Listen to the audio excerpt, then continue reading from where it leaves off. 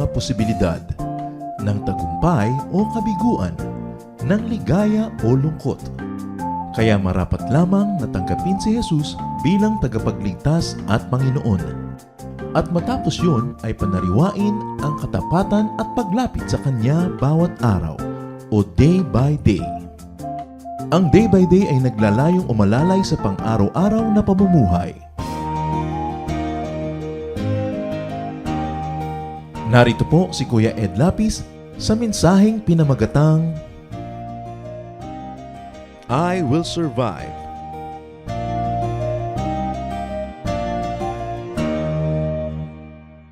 What do you say to yourself when you face grave problems? When people walk away from you? When people take away from you what you value, even their presence? How do you face all this? What do you say to yourself? Siguro mabuting pakinggan natin ang isang song na dati ay popular na merong message na pwede tayong makuha. Kahit hindi buo. Mga taong ayaw kayong maging tapat sa inyo, lagi kayong iniiwan-iwanan, I will survive. Why?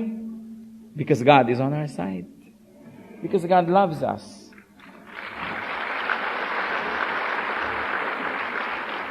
Sino ba yung kumanta na yon? Meron din siyang matuturo sa atin. Kalimutan yung mga kanta-kantang tuwing lulubog ang araw, hinahanap-hanap kita. Kung ayaw ba sa inyo, di wag. Hindi yung pagka umalis yung minamahal nyo, para na kayong nawala ng ulo, nawala ng puso, nawala ng buhay. Maraming nawawala sa ating buhay. Nawawala ang bahay, nawawala ang trabaho, nawawala ang hikaw. Minsan nawawala ang minamahal natin sa buhay. But what do Christians say? Ano sasabihin natin? I will survive. Kanina ayaw nyo pang bumigay na gumanyan-ganyan sa I will survive. Pabanal-banalok pa kayo na ano niya. Dapat I will survive. We celebrate God's goodness and you say, I will survive because one, God made me. I will survive because God made me. Nilikha ako ng Diyos. I was designed to survive because God made me. Hindi yung nawala ka lang, hindi na ako magsusurvive. Nawala lamang pangarap ko, hindi na ako magsusurvive. That is the spirit of the Christian. And if a non-Christian song can say, I will survive, how much more can Christians say it? I will survive because I am wonderfully made. Because God made me. Church, why will you survive? Yes. Psalm 139 verse 14. I praise you because I am fearfully and wonderfully made. Your works are wonderful. I know that full well. I am fearfully and wonderfully made. Why? Genesis 1:27. So God created man in His own image. In the image of God, He created him. Male and female, He created them. We will survive because God created us in His own image. God, when He became flesh, we know as the Son of God, when He was being crucified, matapos ang isang magdamag na trial, which was a mistrial anyway, matapos ang buhatin niya yung krus, siya ay hinampas, nilapastangan, hinalipusta, ininsulto, hindi nakakakain, hindi nakakainom, pagod, pinuyat, ginawa ng masama. Ngayon, pinapakuan, lumulubog sa kanyang laman, sa kanyang buto, ang mga pako na more than 6 inches ang haba. Subalit siya ay nananalangin at sinasabi niya, Father, forgive them, for they know not what they do. Because He is God, He not only survives the crucifixion, but He also out-survives His tormentors in the sense that He could be good to those who were not good to Him. Why? Because He is God. And Christian, you were made in God's image. Hindi tayo basta-basta. Hindi tayo marupok. Hindi totoo yun na sapagkat ako'y tao lamang. Hindi tayo marupok sapagkat tayo ginawa sa wangis ng Diyos. Hindi tayo hopeless because we were created in God's image. When you have a problem at parang kang bibigay at parang matatalo ka at parang gusto mo mawala ng bait, you say, I am made to exist. I am made to survive. I am made to rule, to govern, to even manage God's planet and resources. Genesis 1:28. So God blessed them and said to them, be fruitful and increase in number. Fill the earth and subdue it. Rule over the fish of the sea and the birds of the air and over every living creature that moves on the ground. Christian, Son, daughter of God, you were designed to be a ruler. Not to be ruled upon, not to be trampled upon, not to be a loser, but we were designed to be victorious. You say, I will survive because God made me wonderfully and I have the best of both worlds. Ang ating mga ninuno na si Adan at si Eva nang nilikha, Genesis 2:7, the Lord God formed the man from the dust of the ground and breathed into his nostrils the breath of life. And the man became a living being. So tayo ngayon, nabubuhay, the element of the earth, the best element of the earth in us, and the Spirit of God, so we are to survive. Sasabihin natin, Diyos naman kasi si Jesus, kaya nangyari yon. Kaya nga siya nagkatawang tao para ipakita sa atin na hindi ganun karupok ang tao. Nagkatawang tao siya at kaya. At sinasabi sa Bible, I can do all things through Christ who gives me strength. Pag nagpadala tayo sa mga awitin ng sanlibutan na hindi ko kaya, diba? If you leave me now, diba? You'll take away the very best of me or that part of me, ganyan. Ang mangyayari sa buhay, mga lungkot-lungkot na mga kanta, pag nakinig tayo ng nakinig, dinadaya tayo ng sanlibutan, dinadaya tayo, we are being preconditioned to be weak so that we will give up. So I will survive because God created me and because God strengthens me. I will survive. Say that, church. I will survive because God strengthens me. Psalm 29:11. The Lord gives strength to His people. The Lord blesses His people with peace. Binibigyan tayo ng lakas. Ang ine-emphasize ng mundo, hindi, mahina ka. Bibigay ka rin bukas. Huwag ka na magpagod. Bumigay ka na ngayon. We will survive. Why else? Because God guides me. Psalm 23, verse 3. He guides me in paths of righteousness for His name's sake. Binibigyan niya akong guidance. I am never without guidance. We are always better guided kung nakabukas yung Bible, may verse, may nadidinig tayo, pero kahit wala yun, isinulat ng Diyos sa ating puso ang Kanyang salita. Sometimes, hindi lang ganun ka-eloquent, hindi ganun kalinis, kalinaw ang ating remembrance dahil hindi exact, pero alam natin ang tama at mali. Wala pa akong na-meet na gumawa ng mali, na sabi niya, ay, akala ko kasi tama. Alam natin mali, kaya lang pinipili natin gawin ang mali. God guides me, therefore I will survive. God will tell me the right from the left, the wrong from right. Kaya lang yung iba natatalo because they don't listen to God's guidance. They choose to listen to satanic guidance or to their own flesh. But God guides us. The Bible said that. I believe that. And I believe you too believe that. Why else will I survive? Because God protects me. Because God watches over me. Psalm 1:6. For the Lord watches over the way of the righteous, but the way of the wicked will perish. Binabantayan ng Panginoon ang daan, ang pamumuhay, ang pamamaraan ng kanyang mga anak. Psalm 33 verse 14. From His dwelling place, He watches all who live on earth. Nababantayan ng Panginoon ang lahat. Alam niya. At kaya niyang ipagtanggol yung mga napasasakop sa Kanya. Ang hindi lang ipinagtatanggol, yung mga going on their own. Yung ayaw tumanggap ng proteksyon ng Diyos. Because God gave us free will. So you exercise your free will. But when you surrender that free will to God, and you surrender yourself under His protectorate, He protects, and He guides, and He watches. Why else will we survive anything? I will survive because God goes with me. Wala naman akong pwedeng puntahan na wala doon ng Diyos. No height, no depth, no width, no breadth can I travel to that God is not there. Sabi nga, if I rise of the morning, if I rode the wings of the morning, God will still be there. If I dived to the depths of the sea, God will still be there. Pag pumasok ako sa kaloob-looban ng atom, nandun pa rin ang kanyang presence. At kahit lumabas ako sa pinakamalayo mga galaxy, nandun pa rin ang presence ni Lord because God fills heaven and earth with His presence. And what is His promise? Deuteronomy 31:6. Be strong and courageous. Do not be afraid or terrified because of them. For the Lord your God goes with you. He will never leave you nor forsake you. Well, these specific promises were made to specific people in specific instances. People of God can claim the same promises because God is the same yesterday, today, and tomorrow. At yung pag-ibig niya sa mga taong nauna na sa atin na lista sa Bible, ganon din niya tayo kamahal. Walang pagbabago ang Diyos. He doesn't change like shifting shadows. At anong pangako ng Panginoon sa Matthew 28:20? And surely I am with you always to the very end of the age.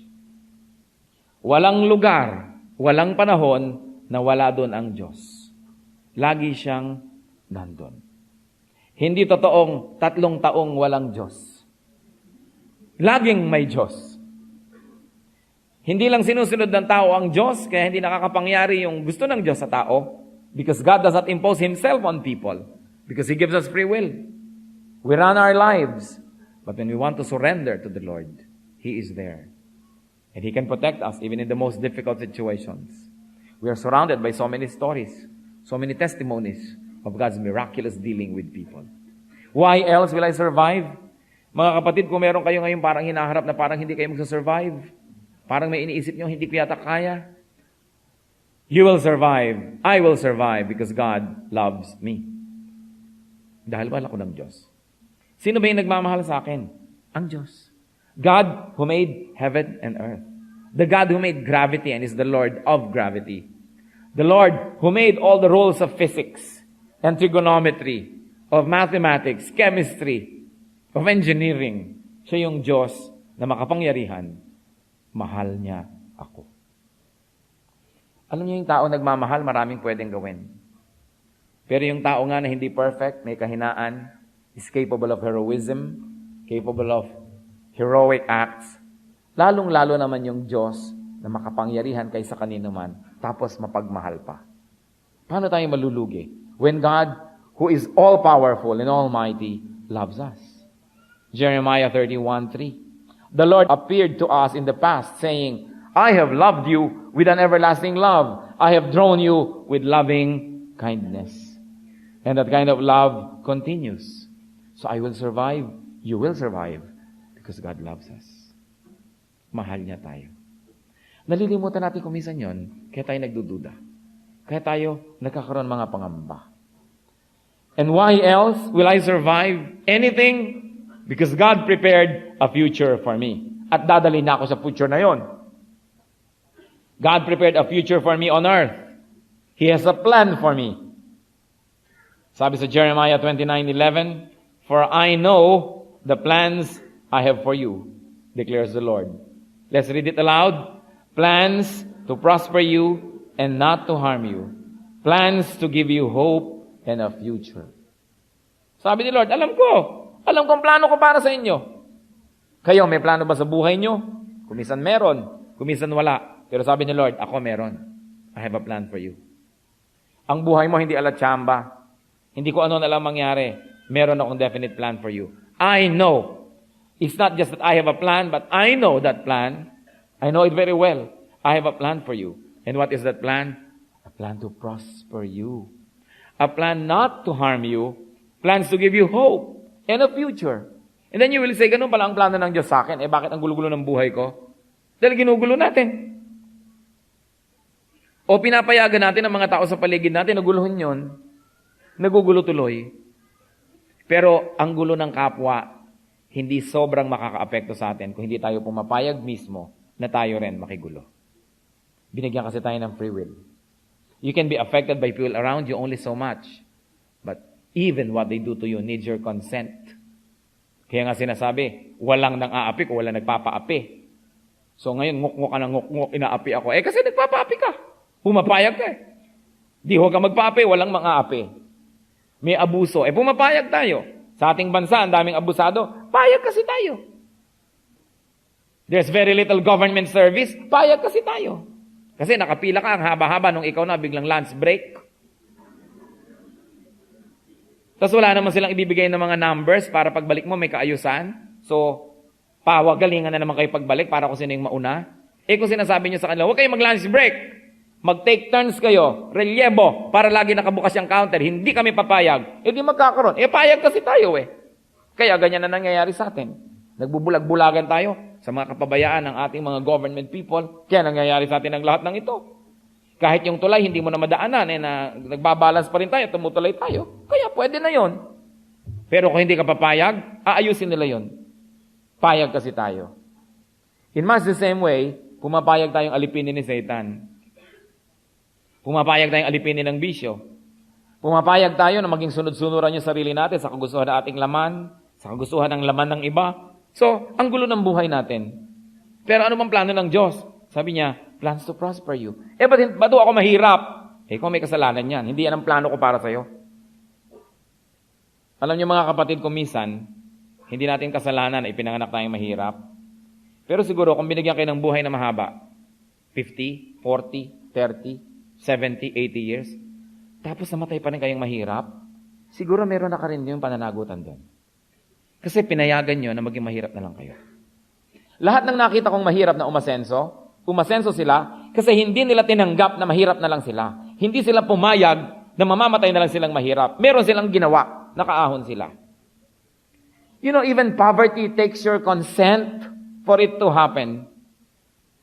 Pero pag ang mentality natin ay talagang ganyan ang buhay, wala tayong magagawa. Gulong ng palad. Walang mangyayari. You've got to seize your future. Why? Because God has a plan for you. Pero alam nyo, sabi nga nila, it takes two to tango. Kahit may plano sa inyong Diyos, kung di nyo naman hahanapin yung plano na yon, at hindi tayo mabubuhay ayon sa plano na yon, hindi pa rin yun mangyayari. Why? Because God gives us free will. Hindi tayo mga robots. You've got to seize your future from the hands of darkness kasi gustong sirain yun. Ano sabi ni Satan, ni Lord tungkol kay Satan sa John 10:10? The thief comes only to steal, kill, and destroy. I came that you might have life and have it abundantly, have it to the full. So sasabihin ng iba, kasi kalooban ng Diyos na maging mahirap kami. Hindi. Ang nakikita ko sa Jeremiah 29:11, ang plano ng Diyos, prosperity. Alam nga namang lilikha ang Diyos ng tao, sabi, makalikha nga ng tao at magawa siyang mahirap. Pahihirapan ko siya. Matutuwa ako makita naghihirap siya. Yung kaya, no. Clear ang verse. I know the plans I have for you. Plans to prosper you, not to harm you. Plans to give you hope and a future. So anybody takes our hope, anything that takes away our hope, is not from the Lord.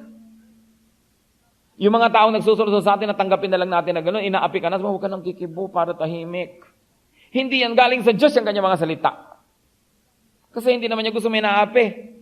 Pati nga yung mga slaves sa Egypt, inutusan niya si Moses, ilabas. Hindi sila dapat ganyan. But sometimes we have a slave mentality. We have the mindset of slaves. That's why people are able to enslave us. Pumapayag ka kahit labag sa iyong kalooban. Hindi tayo makatanggi. Kung minsan sa culture din natin, tinrain kasi tayong sobrang maging masunurin. Na-rape na nga Ba't hindi ka lumaban? Matanda ho kasi. Di nangupo ka pa. Siyempre po kasi matanda igalang. Sobrang culture of submissiveness to the point that we turn out to be happy all the time. Pinag-o-overtawad ka na. Lampas-lampas sa oras, nagtatrabaho ka pa. Ayaw mo naman kasi pumalag. Tapos na huyata ang oras, off ko na. Bayaran niyo ako kung gusto pa ako magtrabaho. Sabihin ng amo, okay lang ba sa'yo? Okay lang nga. Tapos pagtalikod sa amin sa kapwa mo, alipin, ano ba yan? Inaapi tayo? Nagpapaapi ka Buntot mo, hilahin mo ngayon. Pero hindi yan ang plano sa'yo ng Diyos. Hindi pagiging maka-Diyos yung nagpapadustak at nagpapaapi. Why? Because man was created in God's image. Therefore, man must have dignity. Dapat siya ay may dangal. Siya'y kagalang-galang, hindi naalipusta, hindi kinakawawa, hindi binabasahan ng kapwa. So, you say, maghahanap tayo ng iba. Kung ginagalingan natin ating trabaho, alam nyo ba ang pinakamahirap hanapin? Hindi trabaho. Ang mahirap hanapin yung magaling magtrabaho.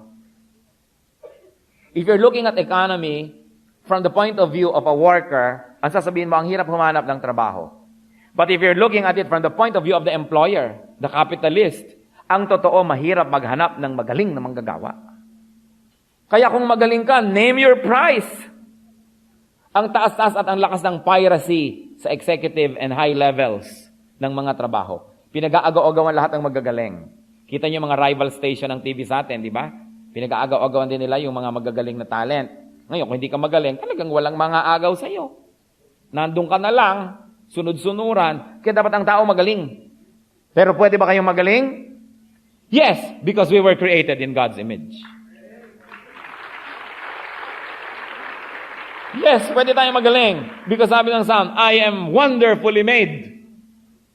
Pero oras na ganito lang ako, pangulang ang aking ilong, kingki ang buhok ko, pandak lang ako, alipinin niyo ako.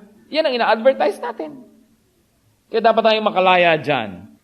Because freedom is the central message of the cross. That the message of Christianity is not always high-sounding theology that we cannot spell nor understand. Kundi yung paano ka nabubuhay araw-araw. God wants us free. Freedom was the first gift of God to man. Kaya binigyan niya ng free will. Dapat ang tao malaya. Kasi sinasabi mo, I will survive. I will not be anybody's shadow. I will not be any planet's satellite. I will have my own orbit. Why? Because God made me wonderfully. Hindi niya ako nilikha para maging alipin, maging kawawa. Nilikha niya ako so that I will blossom, I will flower, and my fragrance will spread all over, and I will bear fruits, and I will multiply. Yan ang inutos sa atin ng Panginoon. So we survive because God prepared a future for us. Future on earth and future beyond the earth. Dalawa yan eh. Merong plano si Lord para sa atin sa buhay na ito, at may plano siya dun sa kabilang buhay. So you say, may sakit ako, Pastor, promise I will survive? Well, kung hindi man kayo mag-survive ngayon, kung hindi naman kayo to live is Christ, meron pa pong to die is gain. Anong sabi ng Philippians 1:21? For me, to live is Christ, and to die is gain.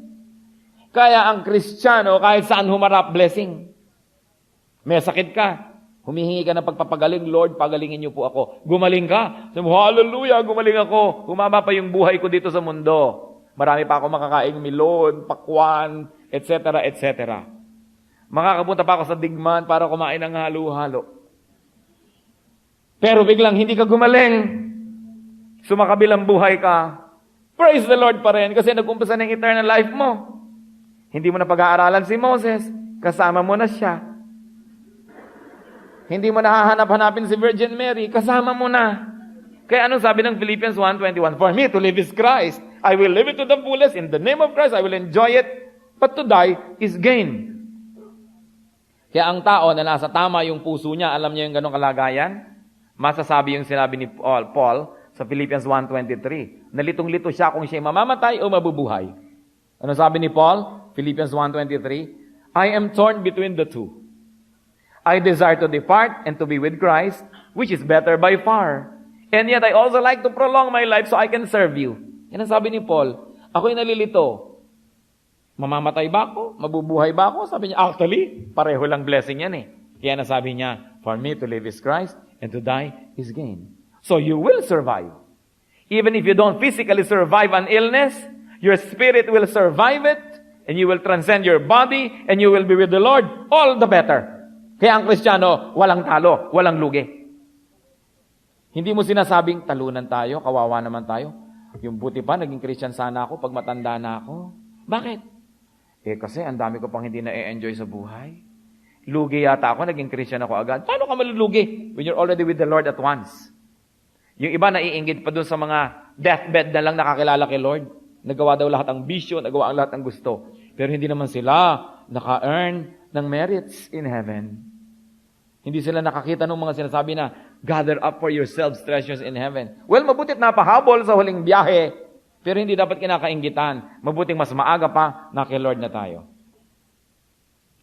Church, do not be deceived that life ends only because people leave you or people betray you. Lalo sa ating bayan, pagkarami-raming mga kababaihan ang pinagtataksilan ng kanilang asawa. May mangilan-ngilan din namang lalaking na pagtataksilan. Pero konti lang. Karami-raming mga babaeng ang pagdurusa, gano'n na lang. Kung bakit ang mga Pilipina pag umibig, hanggang hukay. Oras na nahulog na yung loob. No, napakahirap sungkitin sa pisngi ng langit, pero oras na nalaglag na ang oo. Kawawain mo ako, busabusin mo ako, ipaglalaba kita at ang iyong kerida. Narito ako, apihin mo. Umalis ka at babalik ang inaalagaan ko ang ating mga anak. Etc. etc. Well, it's heroism. Pero dapat sinasabi niya sa kanyang mga asawa, I will survive. Kung ayaw mo ba sa akin? Pero huwag naman kayong gagante. Huh? Pero hindi yung nawala lang yung isang tao para ka na ngayong sisisa. Sino sa inyo mga single? May I see your hands? Raise your hands. O mga single again dahil nabiyuda. Oh, thank you. Kung magkakaroon kayo ng kasintahan, huwag kayong para mga alipin. Magtira naman kayo sa sarili nyo. Huwag nyo ibigay lahat. Ang katapatan at pag-ibig at lahat-lahat. Kasi mamaya nagtaksil sa inyo, sabi nyo, Crispin. Ang dami, di ba? Hindi na kayo kailangan lumayo sa sarili nyong pamilya. Mga kapatid nyo, mga hipag nyo, mga tiyan nyo.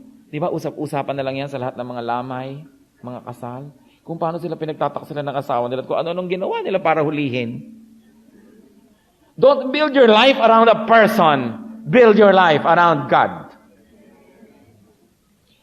Kung sila yung mabuti, mabuti tayo. Kung sila hindi mabuti, tuloy pa rin ang buhay. Hindi yung nawala ang isang tao, nawalan ka na ng buong buo. Kasi siya ang ginawa mong Diyos. Kaya ang utos ng Diyos, love the Lord your God with all your heart and with all your soul and with all your mind. Lahat-lahat. Secondary lang ang tao. Kasi ang tao, iiwan ka niyan eh. Either sasadyain kanyang iwan, o nalito siya't nadaya, naiwan ka pa rin, o tapat na tapat sa'yo, nagka-hepatitis na matay. Naiwan ka pa rin. So pag ang tao sobra mong dinyos, sobra mong minahal, sinabi mong hindi ako magsusurvive kung wala ka, hinuhukay nyo ang inyong libingan. Tinatahin nyo na ang inyong damit pang loksa. Mahalin natin ang tao, pero secondary lang, Diyos muna. Kasi ang Diyos kahit kailan hindi kayo pagtataksilan, hindi kayo iiwan, hindi kayo talaga pababayaan.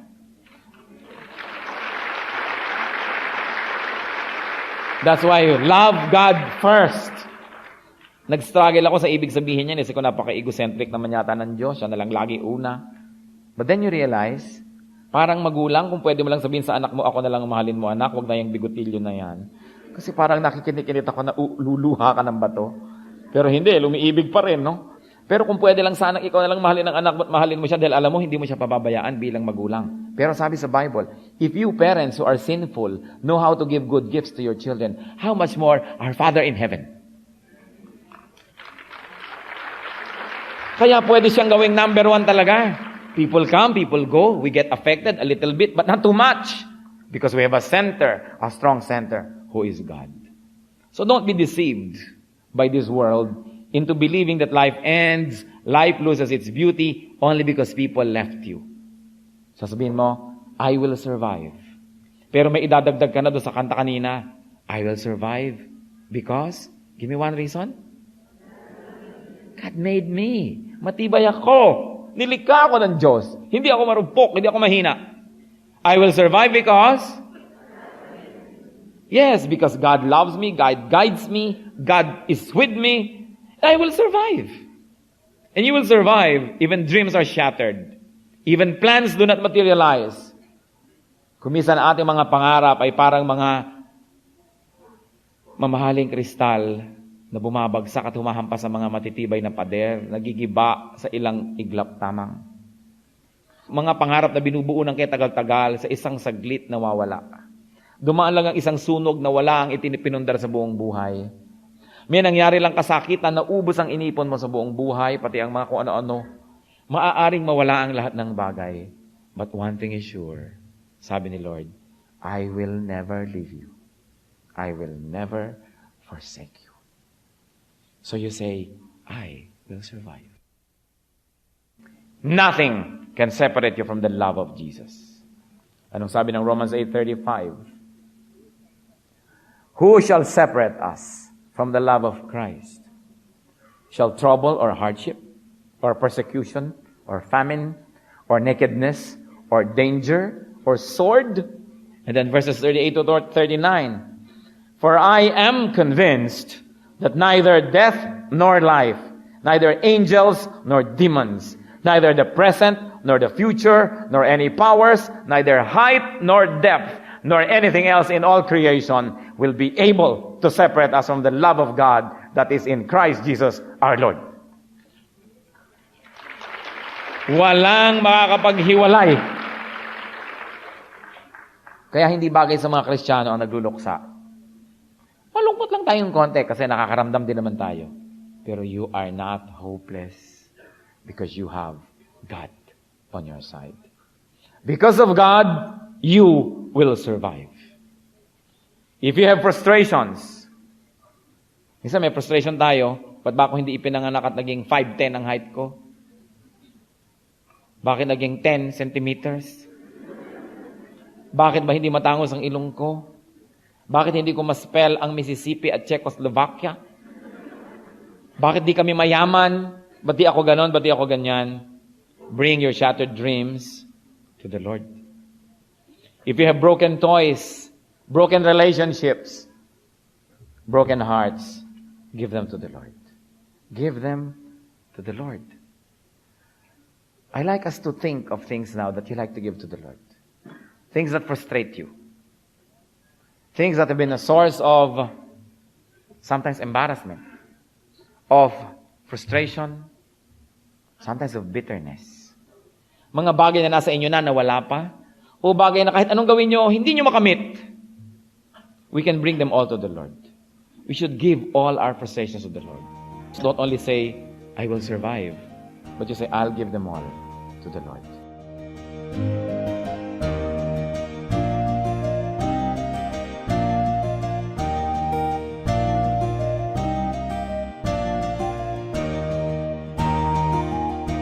Ang katatapos pong mensahe ni Kuya Ed Lapiz ay pinamagatang I Will Survive.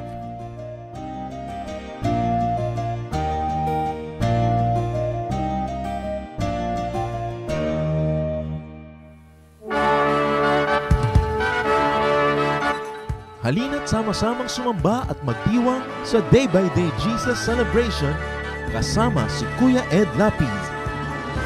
Bulwagan ng Panginoon, PICC, one Sunday a month, Philippine International Convention Center, Rojas Boulevard, Pasay City. All other Sundays, sa mga day-by-day mini-bulwagan ang pagtitipon. Para sa buwan ng Nobyembre, gaganapin ito sa November 3, 2024. 8 a.m. ang First Jesus Celebration, 10 a.m. naman ang Second Jesus Celebration.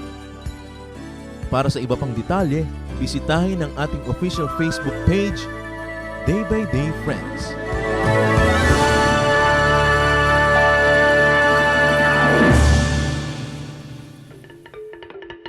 Dumako po tayo sa mga hiyas ng bayan, mga kayamanan po ng ating lahi, ng ating lipi, na maaari nating pagyamanin, kilala.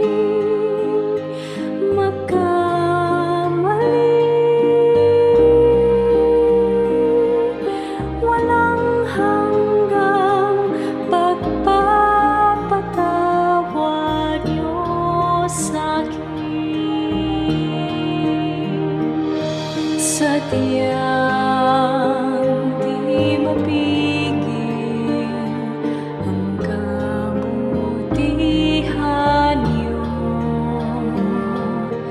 kahit tumigil pag-ikot ng mundo. Sa aking kahinaan, di magbabago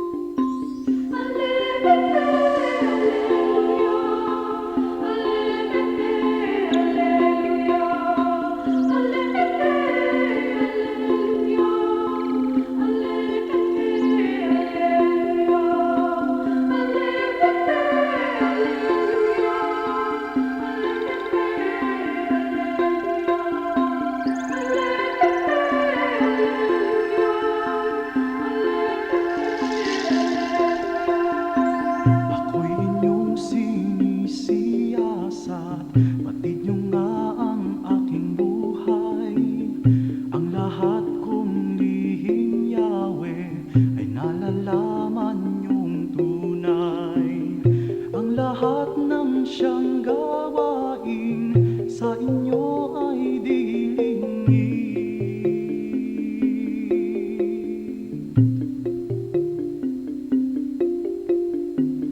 Ako may malayo, Yahweh, isip ko'y dagli ang bati. Hallelujah, Hallelujah,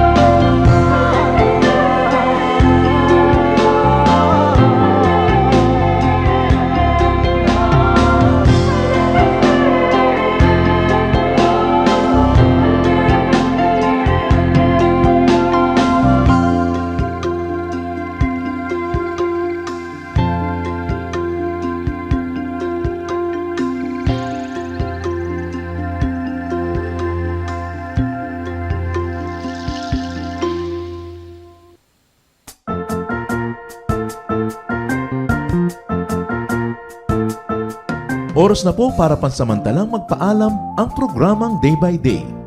Tayo po'y magsama-sama tuwing ika-6 hanggang ika-7 ng umaga, araw-araw. Magandang umaga po at mabuhay ang Panginoong Hesus!